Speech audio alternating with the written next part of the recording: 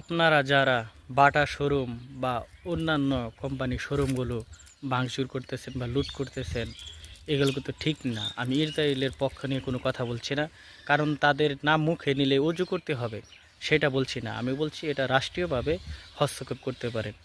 রাষ্ট্রের প্রধানের কাছে আপনারা স্মারকলিপি দিতে পারেন যে এই কোম্পানিগুলো আমাদের দেশে চায় না, এগুলো আমাদের বন্ধ ঘোষণা করে দিন, তাদের পণ্য আমাদের দেশে ঢুকতে পারবে না, এমন আপনারা সরকারিভাবে এই উদ্যোগটা নিতে পারেন।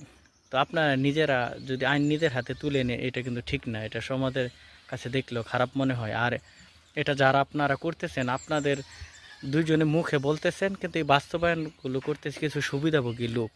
তারা জুতা নেওয়াতে, এই নেওয়াতে, চুরির ধান্দায়, লুটতরাতে ব্যস্ত থাকে। তাই এইগুলোতে সতর্ক হন। রাষ্ট্রীয়ভাবে রাষ্ট্রের প্রধানের কাছে নালিশ করতে পারেন।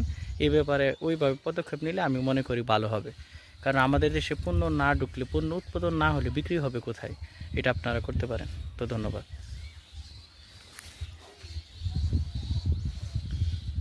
এটা এটা আমি আমার ব্যক্তিগত মতামত প্রকাশ করলাম। কার কাছে কেমন লাগলো জানি না। তো ভালো লাগুক খারাপ লাগুক কমেন্টস করবেন অবশ্যই।